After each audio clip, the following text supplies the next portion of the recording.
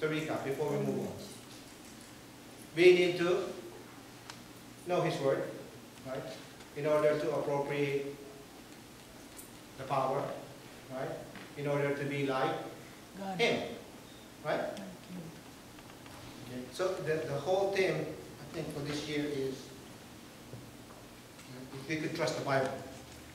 Okay, so as we go along, it would be interesting how this thing progresses. But the thing is, what we're doing right now is we are trying to develop the mind into approaching the Word of God the same way. So I guess if we keep on doing this on a weekly basis, us digging into the Word, the next time you look or the next time you read the Word of God, then you would have questions popping up in your head.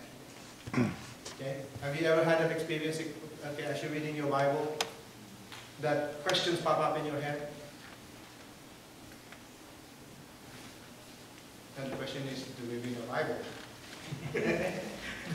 No question is going to pop in your head if you don't read the Bible. Okay?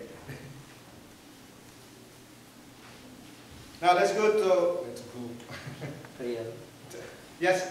I just got caught up one thing in the passage. In verse 1 and in verse 2, how the Lord is addressed, God and Savior, and also in verse 2, through the knowledge of God and of Jesus our Lord. I think it's very important that the title of God and Savior, this verse is addressing. Why do you think that is? No, it's important because, as I've said, this is encouraging the believers who, what you call this, who has struggling in their faith because of the death of the Lord Jesus Christ. And so for him to address Jesus Christ as God, emphasize that the death of Jesus Christ is not the end of him. Okay, so we're trying to establish here that Jesus Christ is indeed God. Okay. Jesus Christ is indeed God. Probably when we go to the later chapters, we would be able to prove that Jesus Christ did indeed rise from the dead, and that He is indeed God. Because that is one of the major issues. If we can't establish that Jesus Christ is God, then all of these things is pointless. Like Paul said, then our beliefs would be in vain.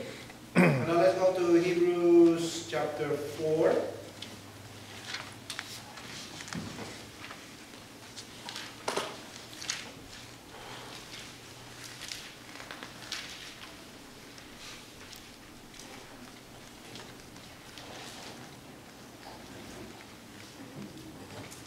Verses 11 through 13.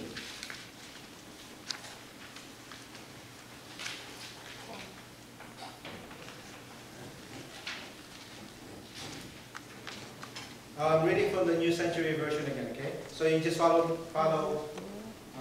with your translation. Let us try as hard as we can to enter God's rest, so that no one will fail by following the example of those who refuse to obey. Am I in the right place? Okay. God's word is alive and working, and is sharper than a two-double-edged sword. It cuts all the way into us, where the soul and the spirit are joined, to the center of our joints and bones, and it judges the thoughts and feelings in our hearts. Nothing in all the world can be hidden from God. Everything is clear and lies open before Him, and to Him we must explain the way we live. Okay. Any questions?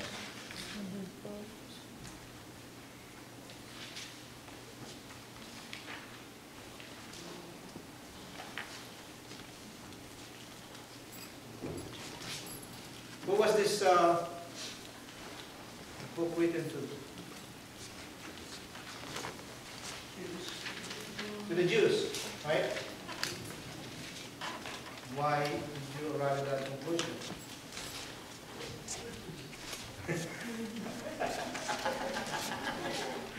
It's obvious, right? Okay.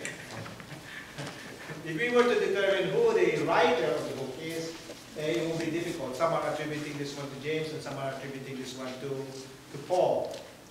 Okay. Some are saying because of the style of writing, it probably is Paul.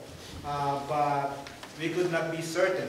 But the only thing that we know is that it's written to the Hebrews, and most probably it was also written during the 1st century. Okay.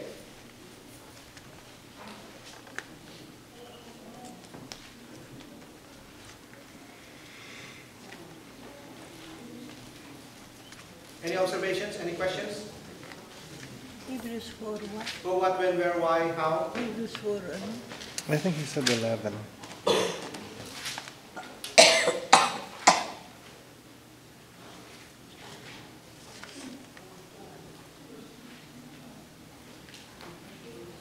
Anybody of you have a cross-reference Bible?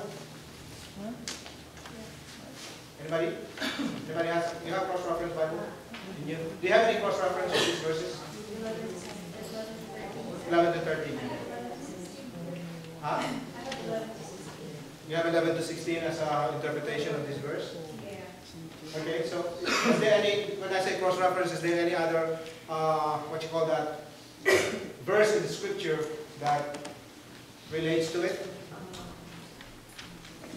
You know those, when some of you have those Bibles where there's that little thing in the middle with that in our age we can't see, but if you use a, what you call that, a magnifying glass, you should be able to see what it is.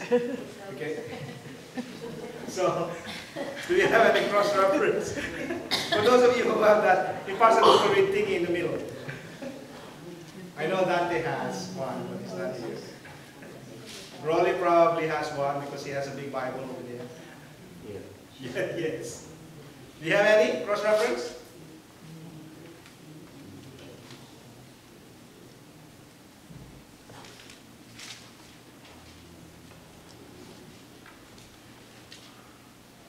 I got 1 Thessalonians 2:13. Can somebody read 1 Thessalonians 2:13? Let's give it to George. That way not everybody looks. 1 Thessalonians what? 2:13. And somebody else look. Mark 7:13. AGB. Uh-huh. For this cause also things regard without ceasing, because when ye receive the word of God with the heart of us, then ye will receive it not as the word of men, but as it is in the truth. The word of God will effectually work both in ye that believe. Okay, so what does it say in there? That we receive Word it. of God. That it is the word of God, not the word of man. Is that what it is? Beth, what about? There are two subjects here. One is the rest, and the other one is the Word of God. Uh-huh. The first one is rest. Uh-huh. It doesn't have a cross-reference in the Old Testament, but we have to understand that this is an Old Testament tradition, Uh-huh. which is the Sabbath. Uh-huh. But the cross-reference is in the New Testament, which is, come to me who are heavy laden, and I will give you rest. But I think the rest here is really the Sabbath, observing a day of rest. Mhm. So, Plus, also, if you look at the book of Psalms, it is peppered with Psalms about rest. Because David's life is basically based on him resting in God's care. Okay? But I think the main emphasis of this is the Word of God. So does that verse that you read, George, does it relate to the Word of God? Because in here it says, what's that? 11 to 13, right? Hebrews 4, 11 to 13. Let us try as hard as we can to enter God's rest, so that no one will fail by following the example of those who refuse to obey. God's Word is alive and is working and is sharper than a double-edged sword. It cuts all the way to us, where the soul and the spirit are joined to the center of our joints and bones, and it judges the thoughts and feelings in our hearts. Nothing in all the world can be hidden from God. Everything is clear and lies open before Him. To Him we must explain the way we have lived. So when you read that, what's that? Sa 1 Thessalonians 2:13, what did it say there? That God, that the Word of God is from God?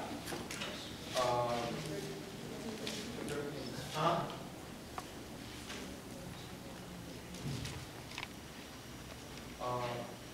What is the question? What does it talk about, that verse? Oh, it's talking about here, but we have to give thanks to God for the word that we receive to Him. And we have to, I think this is we have to work, yeah, which is indeed you work and you have to believe. You have to read the word, but you have to believe the word of God too. You can read it, but if you don't believe, it's pointless, you just read it. It's like reading a book, but you're not paying attention when you're reading. I heard something before that you said something like that it came from God. Yes, also we thank God continually because when you receive the word of God, which is you heard from us.